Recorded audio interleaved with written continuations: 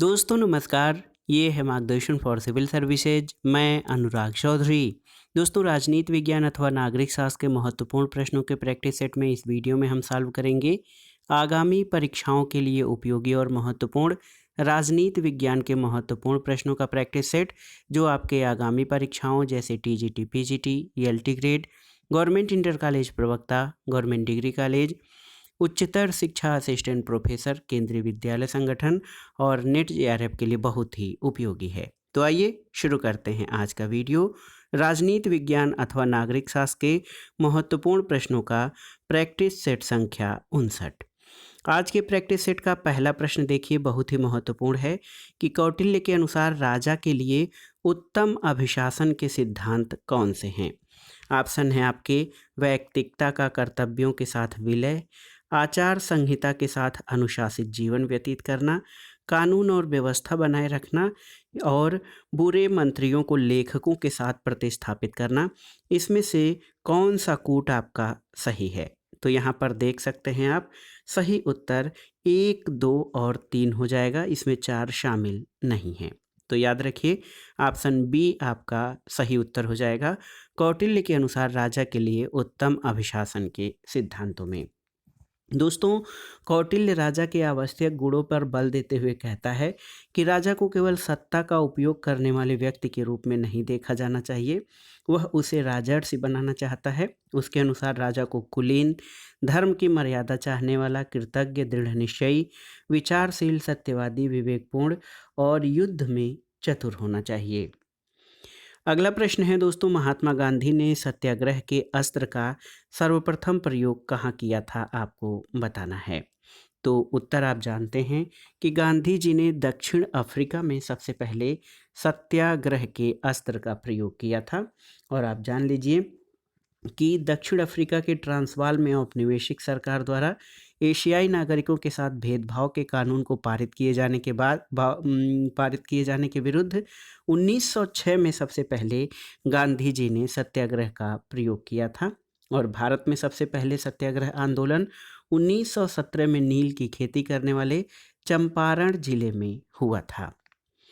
अगला प्रश्न है दोस्तों, कौटिल्य द्वारा योगक्षेम सिद्धांत का तात्पर्य क्या है? आपको बताना है। यहाँ देखिए, बहुत ही महत्वपूर्ण प्रश्न है आपके लिए। इसमें पूछा गया है कि कौटिल्य के लिए योगक्षेम सिद्धांत का जो तात्पर्य है वो क्या है। देखिए, अपराध के लिए दंड, शासक की समृद्धि और गरिमा, प्रसन्नता और समृद्धि का विचार, या इनमें से कोई नहीं। तो उत्तर है दोस्तों इनमें से कोई नहीं, क्योंकि कौटिल्य के द्वारा योगक्षेम सिद्धांत का अर्थ अच्छे प्रशासन यानी गुड गवर्नेंस से है। अगला प्रश्न है दोस्तों, असहयोग विषय पर अपने विचारों में गांधी जी किससे प्रभावित थे?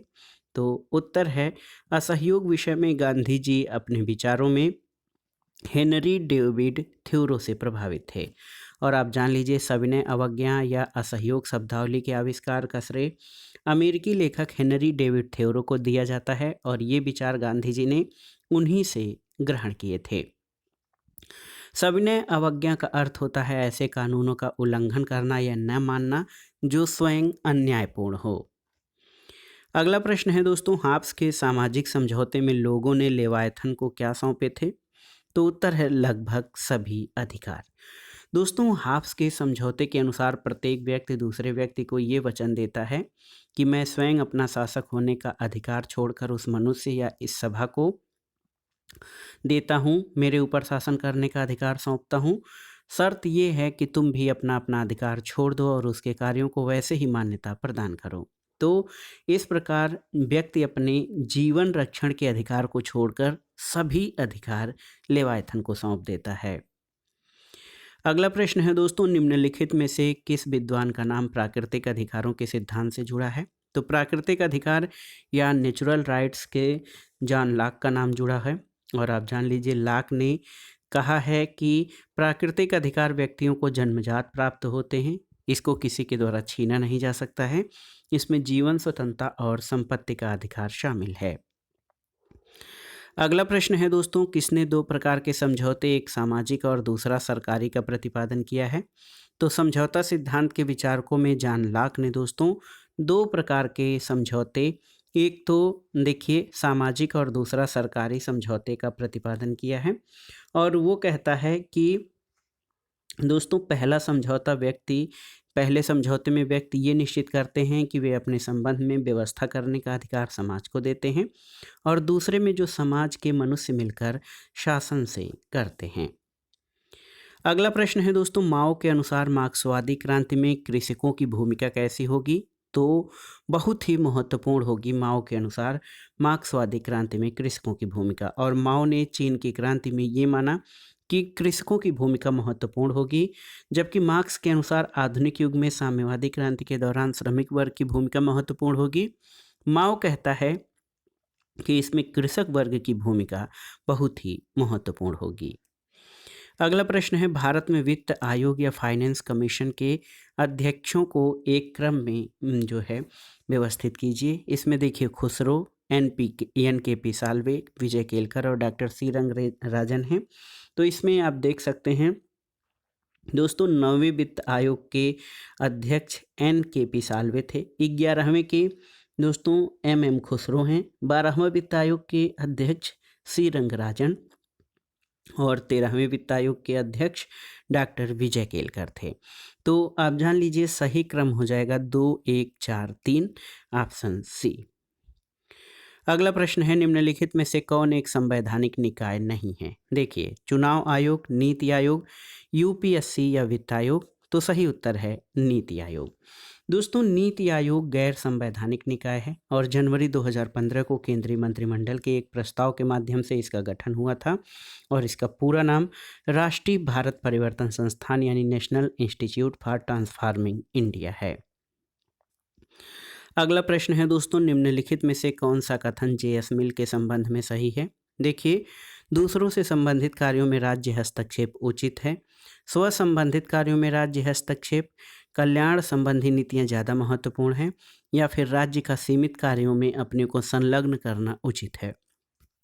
तो इसमें आप देख सकते हैं केवल एक, यहाँ पर आप देखिए दूसरों से संबंधित या पर विषयक कार्यों में राज्य हस्तक्षेप उचित है, ऐसा JS मिल का मानना है।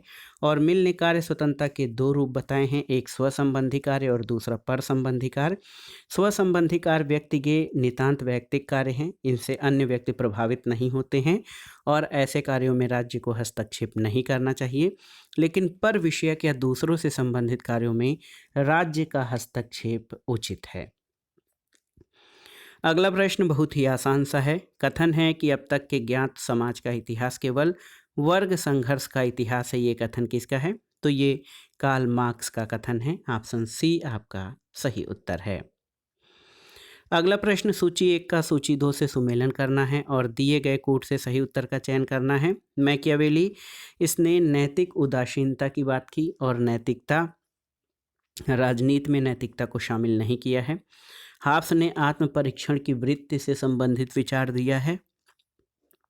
लाक जो है संपत्ति के अधिकार को प्राकृतिक अधिकार मानता है और रूसो तर्क के प्रति विद्रोह की बात करता है। तो यहाँ पर देखिए 2 3 4 1 ऑप्शन देख सकते हैं। 2 3 4 1 ऑप्शन सी आपका सही उत्तर है। अगला प्रश्न है दोस्तों, निम्नलिखित में से किसने फॉरवर्ड ब्लॉक की स्थापना की थी? आपको बताना है। तो आप जानते हैं सुभाष चंद्र बोस ने। ऑप्शन ए आपका सही उत्तर है।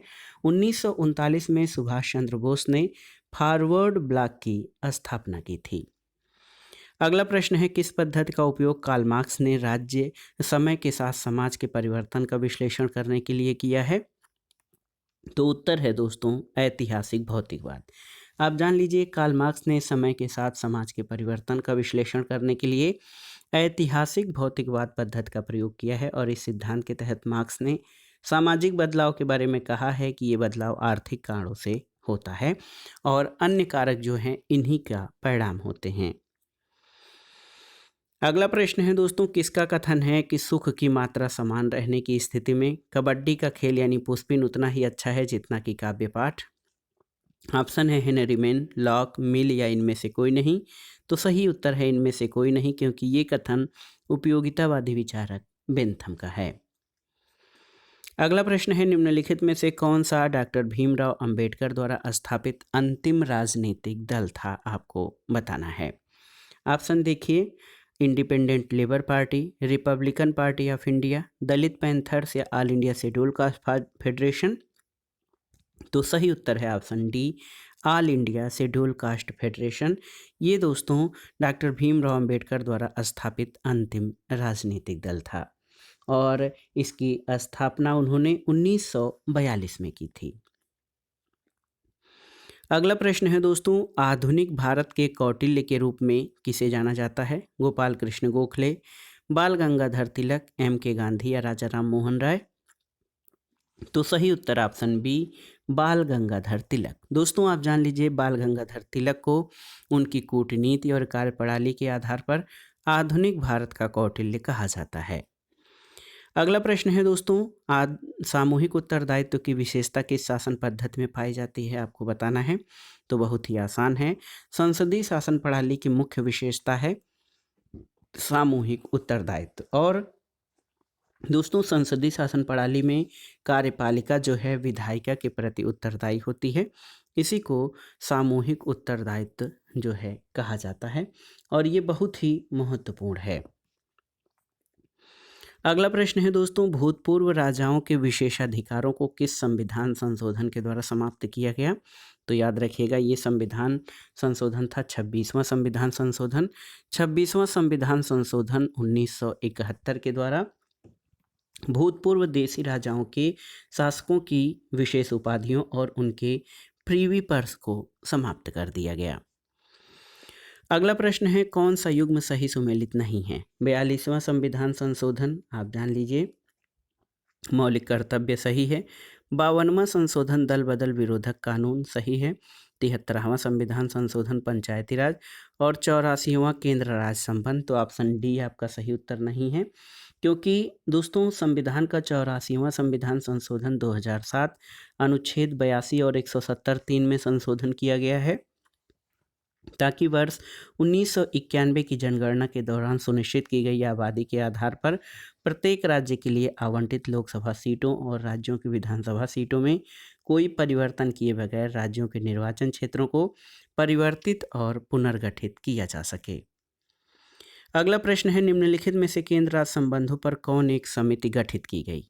देखिए, स्वर्ण सिंह, वेंकट चलैया समिति, भगवान सहाय समिति या LM सिंघवी समिति। तो सही उत्तर है भगवान सहाय समिति। दोस्तों आप जान लीजिए, भगवान सहाय समिति गठित की गई है केंद्र राज्य संबंधों पर। ये आप जान लीजिए, इसने केवल राज्यपालों और मुख्यमंत्रियों के संबंध में सिफारिश की थी।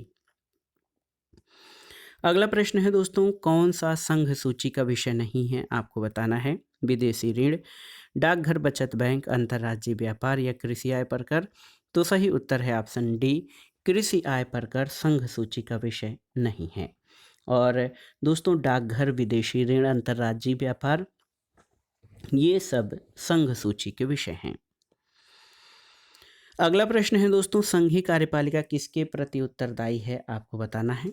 तो बहुत ही महत्वपूर्ण है, आप जानते भी हैं कि संघीय कार्यपालिका जो है दोस्तों, ये बहुत ही महत्वपूर्ण प्रश्न है। और आप जान लीजिए कि संघीय कार्यपालिका जो है ये सामूहिक रूप से लोकसभा के प्रति उत्तरदायी होती है। तो ऑप्शन डी आपका सही उत्तर है। अगला प्रश्न है, उदारवाद समर्थन करता है किसका? तो देखिए, राज्य के न्यूनतम कार्य का, राज्य के अधिकतम कार्य का, राज्य के सीमित कार्य का या राज्य के किसी भी कार्य का नहीं। तो सही उत्तर क्या हो जाएगा? दोस्तों उदारवाद राज्य के सीमित कार्य का समर्थन करता है, ऑप्शन सी आपका सही उत्तर है। और उदारवादी विचारक राज्य को ऐसी संस्था मानते हैं जिसे सब मनुष्यों या उनके समूहों ने मिलकर अपने हित और लाभ के लिए बनाया है। अगला प्रश्न है, समाजवाद की कौन सी विचारधारा मूल्य के सीमांत उपयोगिता सिद्धांत में विश्वास करती है? तो सही उत्तर क्या है? फेबियन समाजवाद। दोस्तों समाजवाद की जो फेबियन समाजवादी विचारधारा है, ये मूल्य के सीमांत उपयोगिता सिद्धांत में विश्वास करती है। अगला प्रश्न है, निम्नलिखित में से कौन सा कथन व्यक्तिवाद से संबंधित है? देखिए, राज्य एक आवश्यक बुराई है, राज्य पृथ्वी पर ईश्वर का अवतरण है, राज्य एक नैतिक संस्था है या राज्य तिरोहित हो जाएगा? तो सही उत्तर है राज्य एक आवश्यक बुराई है। ये जो है व्यक्तिवाद से संबंधित है। अगला प्रश्न है कि ये सिद्धांत किसने प्रस्तुत किया है कि नौ उपनिवेशवाद यानी नियो कॉलोनियलिज्म साम्राज्यवाद की अंतिम अवस्था है? तो उत्तर है ये कथन नक्रोमा का है। अगला प्रश्न है इनमें से कौन एक व्यक्तिवाद का समर्थक नहीं है? स्पेंसर, एडम स्मिथ, प्लेटो या जे.एस. मिल? तो सही उत्तर है प्लेटो। प्लेटो आदर्शवादी विचारक है, ये व्यक्तिवाद का समर्थक नहीं है। और आप जान लीजिए दोस्तों, प्लेटो जो है ये आदर्शवादी विचारधारा के समर्थक हैं, न कि व्यक्तिवादी विचारधारा के। जबकि स्पेंसर, एडम स्मिथ, मिल ये व्यक्तिवादी विचारधारा से संबंधित हैं। अगला प्रश्न है व्यक्तिवादी विचारक राज्य को एक अनिवार्य बुराई और अराजकतावादी विचारक राज्य को अनावश्यक बुराई मानते हैं। ये वक्तव्य कैसा है? प्रमुखतः सत्य, प्रमुखतः असत्य, अर्थहीन या इनमें से कोई नहीं? तो आप जानते हैं व्यक्तिवादी विचारक राज्य को अनिवार्य यानी आवश्यक बुराई और अराजकतावादी राज्य को अनावश्यक बुराई मानते हैं। ये प्रमुखतः सत्य कथन है। अगला प्रश्न है निम्नलिखित में से किस मार्क्सवादी विचारक को एक मेधावी सिद्धांतकार के रूप में वर्णित किया गया है? आपको बताना है। तो बहुत ही महत्वपूर्ण है। लेनिन को मार्क्सवादी चिंतन धारा का बड़ा नेता और सिद्धांतकार माना जाता है और बुखारिन ने इसे मेधावी सिद्धांतकार के रूप में वर्णित किया है और हैलोवेल ने उसे सिद्धांतकार और कार्यकुशल व्यक्ति का अद्वितीय संयोग कहा है। तो सही उत्तर ऑप्शन ए है। अगला प्रश्न है व्यक्तिवाद के बारे में एक टिप्पणी है कि व्यक्तिवाद राज्य नियंत्रण की बुराइयों को अतिरंजित करता है। ये कथन किसका है? लास्की, गिलक्राइस्ट, हर्बर्ट स्पेंसर या मैकाइवर? तो सही उत्तर है ये कथन गिलक्राइस्ट का है कि व्यक्तिवाद राज्य नियंत्रण की बुराइयों को अतिरंजित करता है। अगला प्रश्न है दोस्तों नौ उपनिवेशवाद के बारे में क्या सही है? नौ उपनिवेशवाद प्रभाव क्षेत्र का साम्राज्य है और ये आधुनिक साम्राज्यवाद है। देखिए नौ उपनिवेशवाद में एक शक्तिशाली राष्ट्र और अपेक्षाकृत कम शक्तिशाली राष्ट्र का संबंध एक आर्थिक उपनिवेश अथवा उपग्रह का होता है। इनमें बहुराष्ट्रीय कंपनियों द्वारा खनिज संपदा और उपभोक्ता व्यापार पर नियंत्रण आदि साधनों का प्रयोग किया जाता है। उपर्युक्त सभी। तो ऑप्शन डी आपका सही उत्तर है। अगला प्रश्न है सूची 1 का सूची 2 के साथ सुमेलन कीजिए और दिए गए कोड से सही उत्तर का चयन कीजिए। आप देख लीजिए विकासवादी समाजवाद के जो समर्थक हैं वो बर्नस्टीन हैं। वैज्ञानिक समाजवाद जो है कार्ल मार्क्स, काल्पनिक समाजवाद से सेंट साइमन और अराजकतावाद से प्रिंस क्रोपाटकिन जुड़े हुए हैं। तो 3 1 2 4 ऑप्शन देखते हैं दोस्तों। 3 1 2 4 ऑप्शन ए आपका सही सुमेलन है। अगला प्रश्न है कि सभी कुछ राज्य में निहित है, राज्य से बाहर कुछ नहीं, राज्य ही सर्वोपरि है। ये विशेषता कहाँ दिखाई देती है? समाजवाद, साम्यवाद, उदारवाद या सर्वाधिकारवाद में? तो सही उत्तर ऑप्शन डी सर्वाधिकारवाद में। दोस्तों सर्वाधिकारवाद के अंतर्गत सभी कुछ राज्य में निहित है और राज्य से बाहर कुछ नहीं, राज्य ही सर्वोपरि है। अगला प्रश्न है नीचे 2 कथन दिए गए हैं। पहला कथन ए और दूसरा कारण है। कथन ए जो है क्षेत्रीय दलों का उद्भव और सशक्तिकरण परस्पर संबद्ध है और कारण है कि निचले स्तर पर क्षेत्रवाद की जड़ विशिष्ट संस्कृतियों और पहचानों में है। तो सही उत्तर क्या हो जाएगा? ए और आर दोनों सही हैं और आर ए की सही व्याख्या करता है। अगला प्रश्न है निम्नलिखित में से किस अधिनियम में सिखों को विशेष निर्वाचन प्राप्त हुआ था? तो आप जान लीजिए भारत सरकार अधिनियम 1919 में सांप्रदायिक आधार पर सिखों, भारतीय ईसाइयों, आंग्ल भारतीयों और यूरोपियों के लिए पृथक निर्वाचन की व्यवस्था शुरू हुई थी 1919 के भारत परिषद अधिनियम के तहत। जबकि इसकी शुरुआत 1909 के भारत परिषद अधिनियम पार्लियामेंटो सुधार से हुई जिसमें मुस्लिमों के लिए पृथक निर्वाचन का प्रावधान किया गया था। अगला प्रश्न है दोस्तों सांप्रदायिक मताधिकार भारत में किसके द्वारा प्रस्तावित किया गया था? तो उत्तर है 1909 के अधिनियम के द्वारा। दोस्तों 1909 के भारत परिषद अधिनियम द्वारा सबसे पहले जो है इसमें पार्लियामेंटो सुधार इसको कहा जाता है। सांप्रदायिक आधार पर इसमें पृथक निर्वाचन व्यवस्था जो मुस्लिमों के लिए प्रारंभ की गई। और दोस्तों इस अधिनियम के बारे में के एम मुंशी ने कहा था कि इसने उभरते हुए प्रजातंत्र को जान से मार डाला। अगला प्रश्न है, भारतीय संदर्भ में ये कथन किसका है कि ये तीनों शक्तियां राष्ट्रवाद, क्षेत्रवाद और भूमंडलीकरण की परस्पर प्रतिद्वंदी शक्तियां दोस्तों सापेक्षिक हैं और एक दूसरे की सीमाओं में अतिक्रमण करती हैं। कभी कभी एक दूसरे के विरोध में खड़ी हो जाती हैं, कभी सहयोग करती हैं, लेकिन उनमें सामंजस्य कभी नहीं होता है। तो ये कथन किसका है? तो ये कथन एरी एम कैकोविच का है कि ये तीनों शक्तियां राष्ट्रवाद, क्षेत्रवाद और भूमंडलीकरण की परस्पर प्रतिद्वंदी शक्तियां सापेक्षिक हैं और कभी कभी ये एक दूसरे के विरोध में खड़ी हो जाती हैं, कभी ये सहयोग करती हैं, लेकिन उनमें सामंजस्य कभी नहीं होता है। ऑप्शन बी आपका सही उत्तर है। अगला प्रश्न है दोस्तों, भारत में प्रांतीय स्वायत्तता का प्रवेश किससे हुआ था? यानी किस अधिनियम से पूछा गया है कि भारत में प्रांतीय स्वायत्तता का प्रवेश हुआ था? तो सही उत्तर है 1935 का भारत सरकार अधिनियम। इसके द्वारा भारत में प्रांतीय स्वायत्तता का प्रवेश हुआ था। एक प्रश्न देखिए बहुत ही महत्वपूर्ण है कि मुस्लिम लीग ने कब स्वशासन को अपने लक्ष्य के रूप में स्वीकार किया था? तो उत्तर है 1913 में। दोस्तों 1913 में कांग्रेस नेता मोहम्मद अली जिन्ना को मुस्लिम लीग में शामिल होने का निमंत्रण दिया गया। उस समय तक लीग अपने उद्देश्यों में स्वशासन को शामिल कर चुकी थी और उसी वर्ष आगा खान ने लीग की अध्यक्षता से इस्तीफा दे दिया था।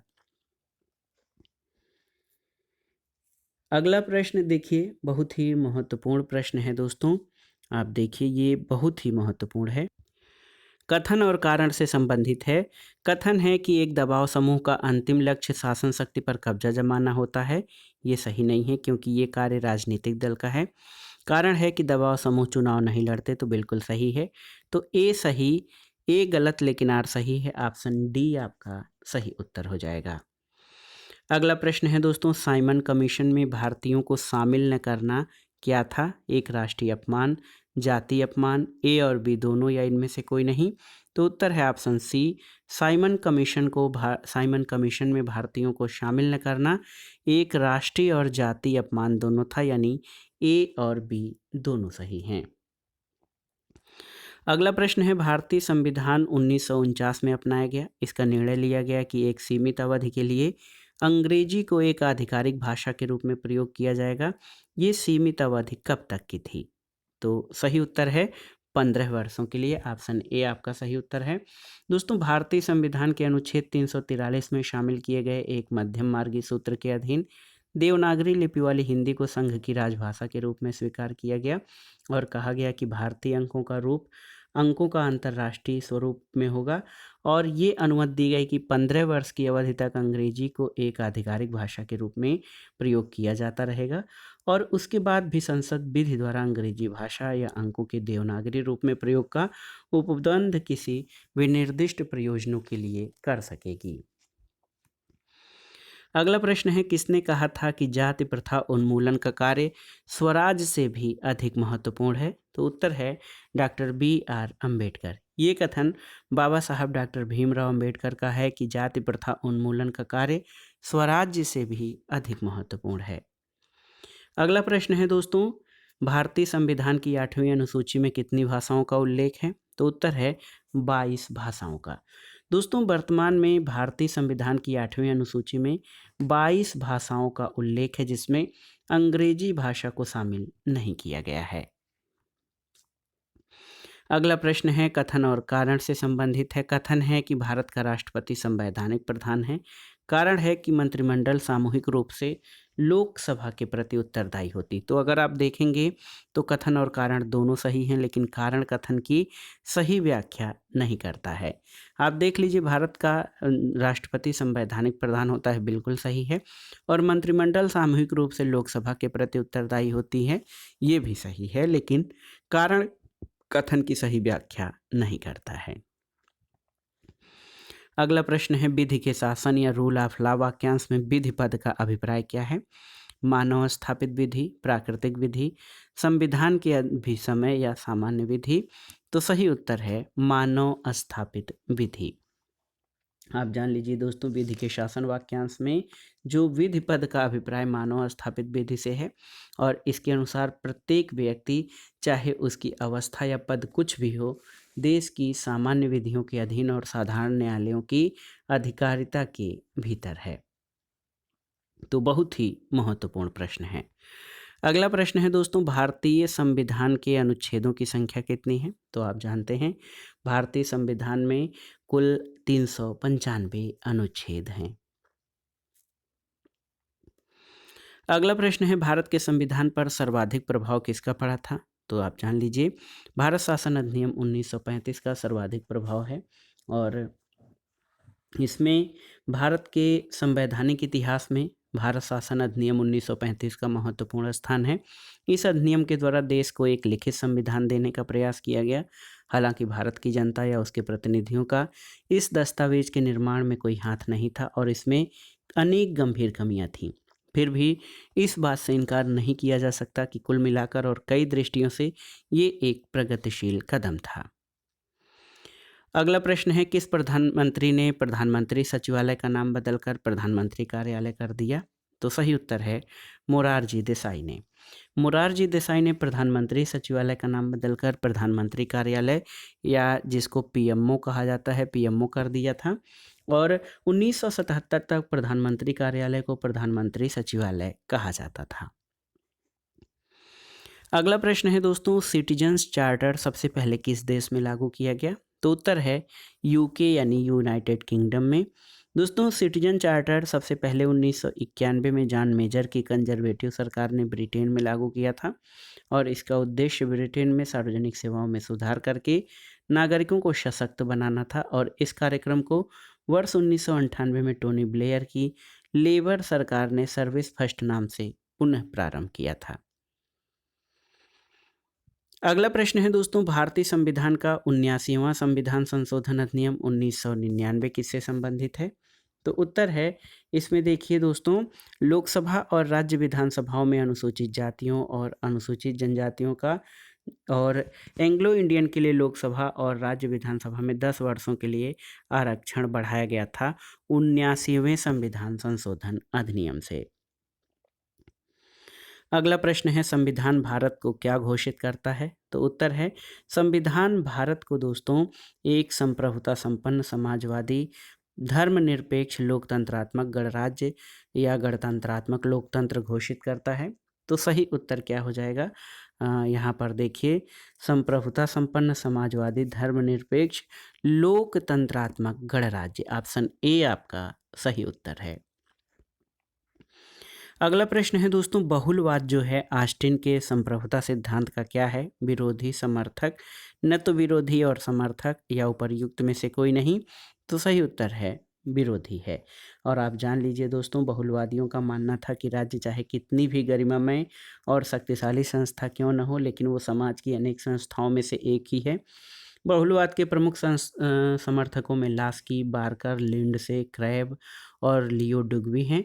बहुलवादी इस दावे को स्वीकार नहीं करते कि राज्य ही एकमात्र संप्रभुता का धारक है। अगला प्रश्न है दोस्तों, संप्रभुता नागरिकों और प्रजाजनों के ऊपर सर्वोच्च शक्ति है जिस पर कानून का कोई नियंत्रण न हो। ये कथन किसका है? तो ये कथन दोस्तों आप जान लीजिए कि ये जीन बोंदा का कथन है। ऑप्शन सी आपका सही उत्तर है। दोस्तों, बोधा का ये कथन सबसे पहले उसकी पुस्तक the 6 books concerning on Republic में जो है संप्रभुता शब्द का प्रयोग किया था।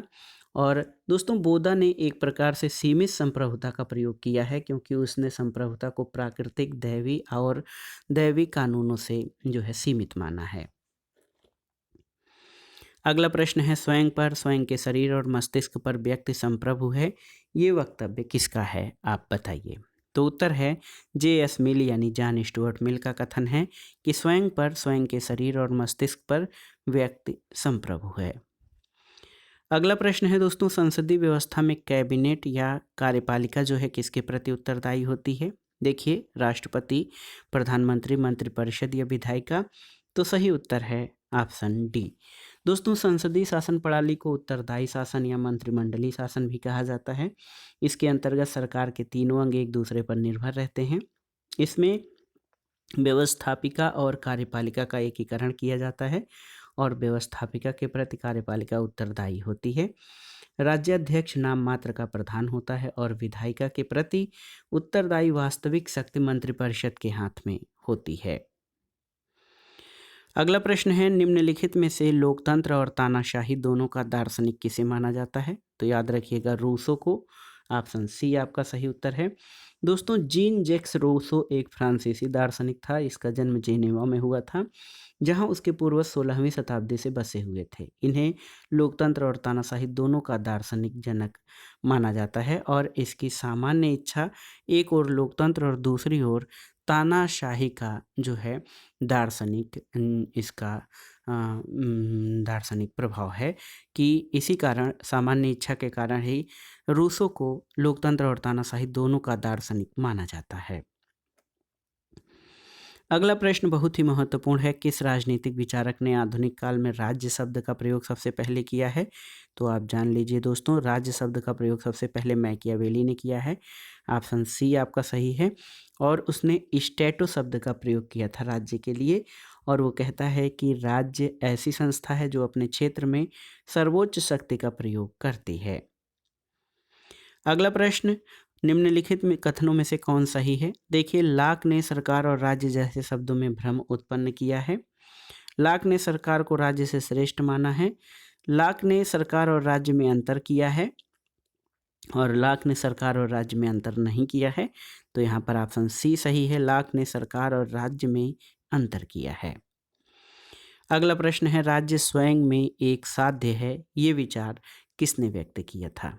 तो समाजवादियों ने, फेबियनवादियों ने, मार्क्सवादियों ने या आदर्शवादियों ने? तो आप जान लीजिए दोस्तों, आदर्शवादियों ने। हीगल, कांट और ग्रीन जैसे उदार आदर्शवादी राज्य को व्यक्ति के नैतिक जीवन का आधार मानते हैं और आदर्शवाद की दृष्टि में व्यक्ति ही नैतिक इकाई है और राज्य का अस्तित्व व्यक्ति के नैतिक उत्थान के लिए है।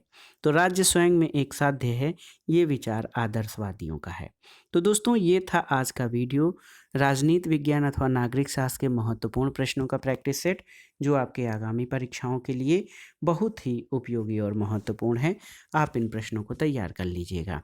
अगर आपको किसी विषय पर या किसी प्रश्न पर कोई कन्फ्यूजन है तो हमें कमेंट बॉक्स में ज़रूर बताइएगा।